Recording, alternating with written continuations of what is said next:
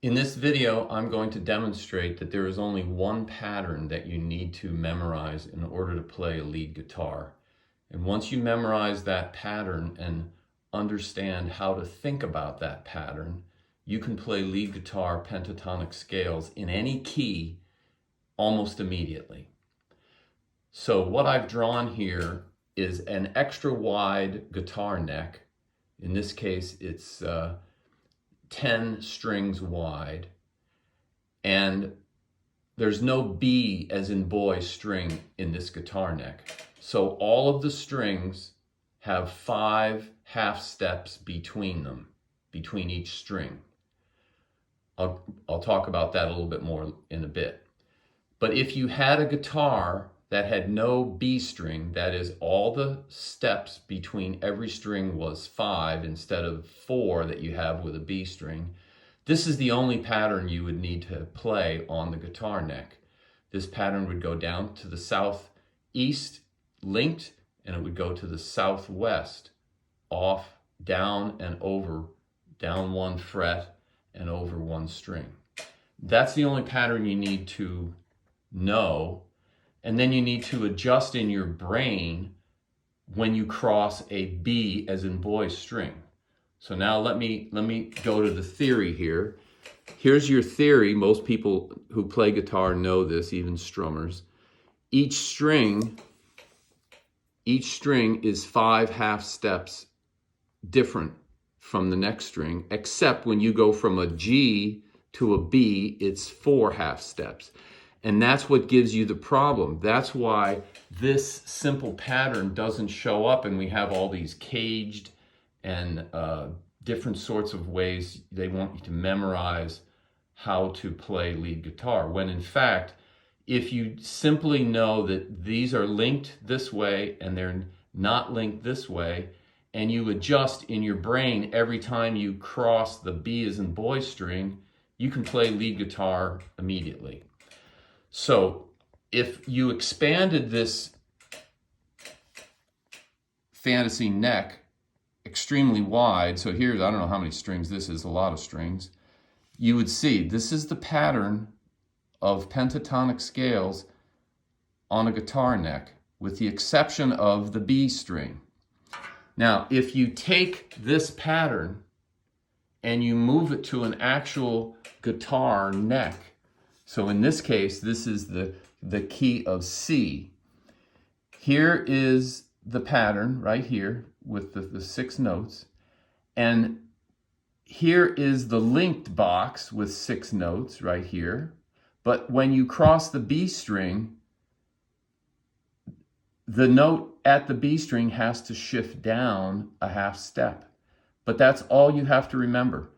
You remember this pattern, that it skips 1 fret and goes over when it's coming this way, and it connects going this way. I'm referring to this. If you take that pattern and now you superimpose it on an actual guitar neck for the key of C, this is what it'll look like. But if you think in your brain of this simple box of 6 notes and realize that they're connected going this way, and that box is down a fret and over a string going this way, it allows you to play lead guitar pentatonic scales in any key. So I say in any key, these are the starting notes. The note you have to know in order to do this is this upper left corner note. So this upper left corner note in the key of C is a D. So all you need, if you want to play in the key of C, you start on that D, and in your head you just think about this 6-note box connected this way and disconnected by a fret and a string going this way.